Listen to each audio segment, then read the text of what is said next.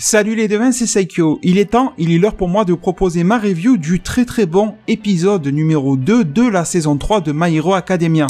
Alors j'avais quelques craintes dont je vous avais parlé dans l'épisode 1 et dans mes spoilers de l'épisode 2, ne vous inquiétez pas d'ailleurs, cette review sera sans spoil par rapport à la suite de l'histoire, sans spoil sur le manga ni rien, ne vous en faites pas, mais mes craintes c'était que cet épisode-là, le numéro 2, ne suive pas forcément la trame originale du manga, et qui s'en détache un petit peu comme l'épisode 1 a pu le faire, j'avais peur.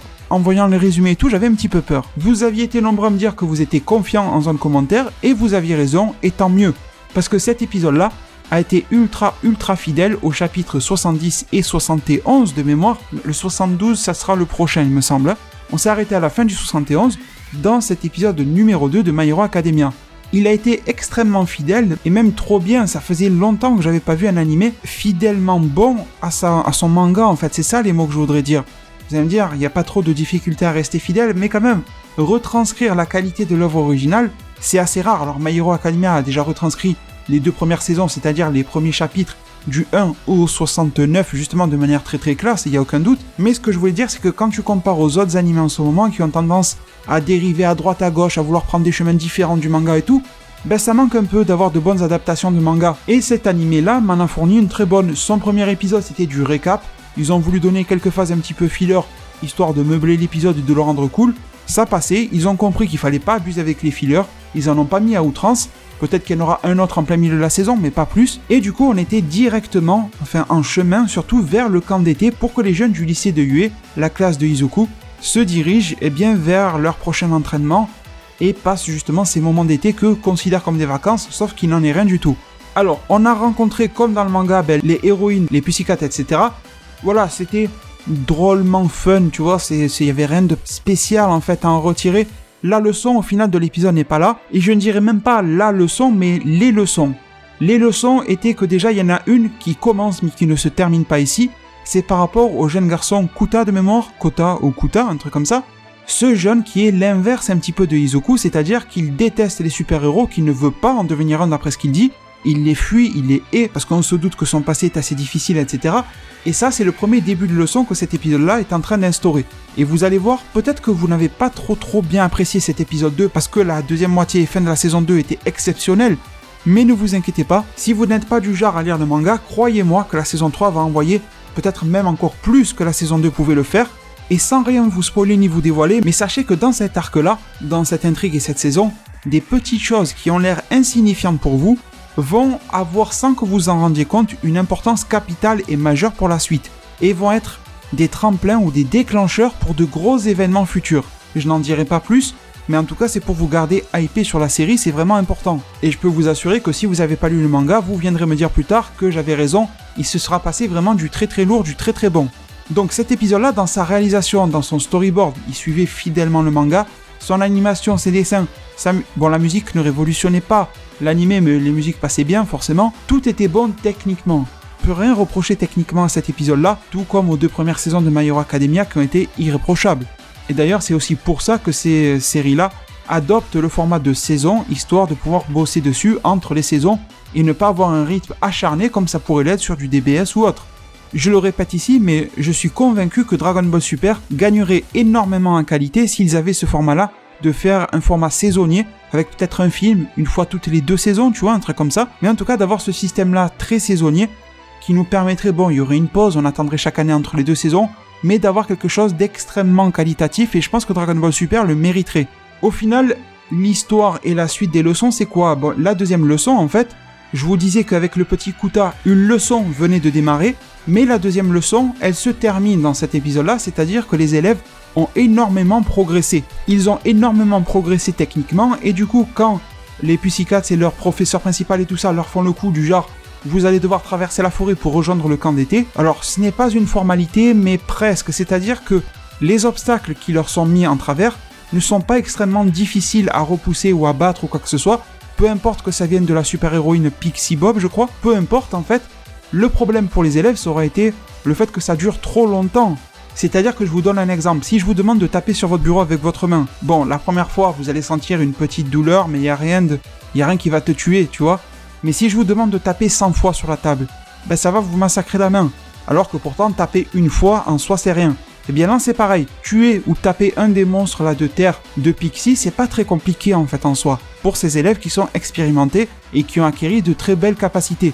Mais par contre faire ça à répétition, pendant à peu près 3 heures de marche dans la forêt tout ça pour trouver son chemin jusqu'au fameux camp d'été dans lequel on leur a promis nourriture et un logement, ben l'effet de répétition fait que c'était exténuant pour eux. Donc la deuxième leçon de l'épisode, elle était simple, les élèves ont énormément progressé, leur technique et leur expérience parlent maintenant et fait même que des super-héroïnes qui sont qualifiées comme Pixie Bob sont étonnées du fait que bon, ils ont pas réussi à faire le parcours dans les temps, je crois qu'elles avaient annoncé 2 heures, un truc comme ça, les Pussycat, ils l'ont fait en 3 heures ou 4, je ne sais plus, mais c'est quand même un score étonnant, tout simplement parce que ces élèves sont étonnants par rapport aux autres. C'est une promotion d'exception.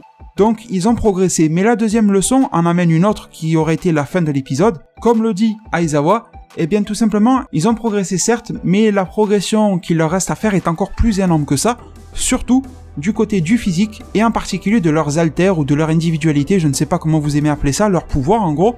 À ce niveau-là, quand on prend l'exemple avec Bakugo, qui fait son explosion pour envoyer un objet loin, au final il a gagné quoi, 4 ou 5 mètres de plus. Donc en gros, par rapport à sa première année au lycée de Ue, il n'a pas trop évolué sur le plan développement de ses pouvoirs, de son alter. Et ça justement, sa troisième leçon, eh bien c'est aussi une leçon d'avenir qui va servir justement, qui va être développée durant ce camp d'été. D'ailleurs, petite crainte encore, mais je pense et je fais confiance en l'anime maintenant, c'est que quand vous lisez tout ce qui concerne le camp d'été dans le manga, ça prend quand même pas mal de chapitres. Je vous avoue que même si j'adore My Hero Academia, je trouvais ça un petit peu trop long. Je vais pas dire quels éléments il peut y avoir dans le chapitre dans le camp d'été, vous vous doutez qu'il va se passer des choses, surtout quand vous avez vu l'après-ending de l'épisode, juste avant la preview, l'espèce d'épilogue, il va se passer des choses qui, je trouvais, en manga, duraient vraiment très longtemps. J'espère que l'anime ne va pas trop faire durer ce passage-là, parce que il y a des choses qui vont se passer dans cette saison 3, et si on fait trop durer le camp d'été, ben le reste risque d'être un petit peu bâclé. Mais je viens de vous le dire, je fais confiance en l'anime, ils ne m'ont jamais déçu, et je ne vois pas pourquoi ils commenceraient maintenant avec cette saison 3 qui est quand même cruciale. Donc ça, au final, c'est la leçon de l'épisode, ou plutôt les 3 leçons, qui ont été approfondies par la suite, comme par exemple avec Uta. On a eu la discussion, je crois, je sais plus si c'est entre Pixie ou Mandalay et Izuku. Désolé, ces 2 super-héroïnes ne m'ont pas forcément trop marqué dans la série. C'est pas forcément mes préférés, tu vois, je les appelle plus les Pussycat de mémoire que Pixie Bob ou Mandalay, bref. Mais en tout cas, le fait de développer la psychologie d'un personnage entre guillemets secondaire comme Kuta, mais qui va impacter fortement le héros principal. Déjà, ça commence dans cet épisode-là, vous l'avez vu de vos propres yeux. Izuku est un personnage qui est très dans l'empathie, qui ne va pas forcément réussir quelque chose quand c'est pour lui-même, mais dès que c'est pour les autres, il va se donner à fond. On l'a vu, par exemple, sa capacité principale au début, c'était de sauver ses amis. Dans ces cas-là, il pouvait exceller, alors que quand c'était des épreuves individuelles qui ne touchaient que lui, il foirait. Mis à part ça, qu'est-ce qu'a pu nous apporter l'épisode ? En somme, eh bien, beaucoup de phases d'humour, et j'ai trouvé qu'elles étaient bien faites. Les phases un petit peu perverses, elles étaient identiques à celles du manga et n'allaient pas trop loin, sincèrement. Je le redis, et comme dans l'épisode 1, les blagues perverses, ça peut saouler beaucoup de monde, je le comprends. Surtout quand c'est toujours un sens unique, c'est-à-dire toujours les garçons qui font les pervers par rapport aux filles. Pourquoi pas l'autre sens, au final ? Je comprends que ça puisse déranger certaines personnes, mais il faut quand même avouer qu'elles étaient pas extrêmement poussées, pas dégueulasses, tu vois ce que je veux dire ?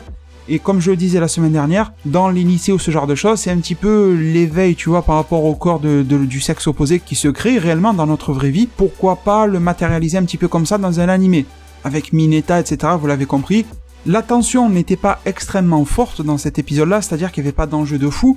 On nous a pas fait sentir qu'il y avait une énorme menace. Ce que je veux dire, en fait, c'est que oui, on nous a parlé de la menace à la fin, après le générique de fin, mais pendant l'épisode en soi, pas grand-chose sur la menace.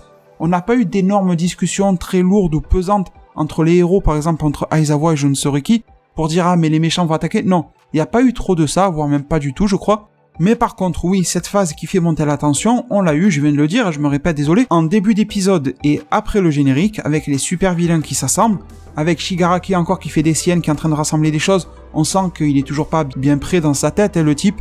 Et surtout avec, à la fin, les super vilains qui sont rassemblés, on sent qu'ils veulent... eh bien, reprendre l'idéologie de Stein, ou Stein, je sais pas comment vous prononcez, je crois qu'il prononce Stein dans la série, le tueur de héros, et on sent qu'ils sont plus fidèles à lui, qu'ils ont voulu rejoindre les super vilains par rapport à lui, plus que par rapport à Shigaraki ou n'importe qui là-bas. Et on sent que justement ça peut causer quelque chose par le futur de la série. Du coup les devins, je ne vais pas en faire trop sur cet épisode-là, un très bon épisode qui fait le travail, qui adapte parfaitement bien les chapitres concernés, les 70 et 71 de My Hero Academia. Le plus gros, je vous le dis, je vous le confirme et je vous l'assure, et j'essaie aussi de vous rassurer, arrive dans My Hero Academia avec les épisodes suivants. Ça sera pas forcément pour la semaine prochaine, mais une fois que ça va se lancer, vous allez devenir fou si vous n'avez pas lu le manga. Ça va être un truc de fou. Et restez bien attentifs par rapport à cette série-là parce que ça promet. Je vous remercie pour tous les soutiens que vous m'accorderez. Prenez tous très très bien soin de votre futur. La hype My Hero Academia est énorme de mon côté. Et je vous dis à plus pour de prochains arts divinatoires.